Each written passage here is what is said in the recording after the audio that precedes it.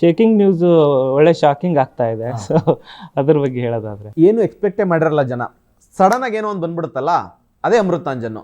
ಅದೇ ಶಾಕಿಂಗಿಂತ ಶೇಕಿಂಗು. ಅಂದರೆ ಸಡನ್ ಆಗಿ ಶಾಕಿಂಗ್ ಆಗುತ್ತೆ, ಏನು ನಾವೇನು ಅನ್ಕೊಳ್ದೇನೆ ಬಂದ್ವಿ, ಇಲ್ಲೇನೋ ಸಿಕ್ಬಿಡ್ತಲ್ಲ ಅಂತ. ಸೊ ಆ ಶಾಕಿಂಗ್ ಜನಕ್ಕಾದಾಗ ಇಡೀ ಎಲ್ಲ ಕಡೆ ಶೇಕಿಂಗ್ ಆಗಿಬಿಡುತ್ತೆ.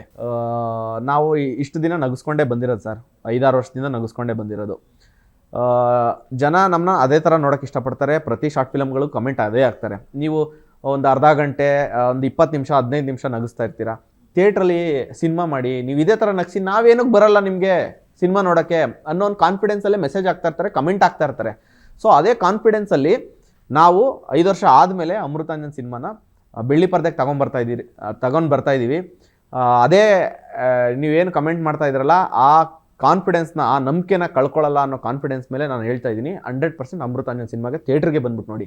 ಇಷ್ಟು ವರ್ಷ ಅವ್ರು ಎಲ್ಲಿ ಕೂತಿರ್ತಾ ಇದ್ರು, ಅವ್ರು ಎಲ್ಲಿ ಆಫೀಸಲ್ಲಿ ಕೂತಿರ್ತಾ ಇರಲಿ, ಮನೇಲಿರಲಿ, ಎಲ್ಲೇ ಇರಲಿ, ಅವ್ರು ಇರೋ ಕಡೆನೇ ನಾವು ಯೂಟ್ಯೂಬಲ್ಲಿ ಎಂಟರ್ಟೈನ್ಮೆಂಟ್ನ ಕೊಡ್ತಾ ಇದ್ವಿ. ಅವ್ರು ಇರೋ ಕಡೆನೇ ಫ್ರೀಯಾಗಿ ಆರಾಮಾಗಿ ನೋಡಿ ಖುಷಿ ಪಡಲಿ ಅಂತ ನಾವು ಕಳಿಸ್ಕೊಡ್ತಾ ಇದ್ವಿ. ಫಾರ್ ದಿ ಫಸ್ಟ್ ಟೈಮ್ ನಾವಿರೋ ಕಡೆ ನಿಮ್ಮನ್ನ ಕರಿತಾ ಇದ್ದೀವಿ. ದಯವಿಟ್ಟು ಒಂದು ಸಲ ನಮ್ಮನ್ನ ನಂಬಿಟ್ಟು ನೀವು ಥಿಯೇಟ್ರಿಗೆ ಬನ್ನಿ, ನಾವಿರೋ ಕಡೆ ಬಂದ್ಬಿಟ್ಟು ನೋಡಿ. ನಿಮ್ಮ ಕಾನ್ಫಿಡೆನ್ಸ್ನ ಅಥವಾ ಇಷ್ಟು ವರ್ಷ ಏನು ನಗಿಸಿದ್ದೀವಲ್ಲ ಅದು 10 ಪಟ್ಟು ನಗಿಸೋಷ್ಟು ಸಿನಿಮಾದಲ್ಲಿ ಕಂಟೆಂಟ್ ಇದೆ ಅನ್ನೋ ನಂಬಿಕೆ ಮೇಲೆ ನಾನು ಕರೀತಾ ಇದ್ದೀನಿ ಅವ್ರನ್ನೆಲ್ಲ. ಒಂದ್ಸಲಿ ಬಂದ್ಬಿಟ್ಟು ನೋಡಿ ಸಿನಿಮಾ.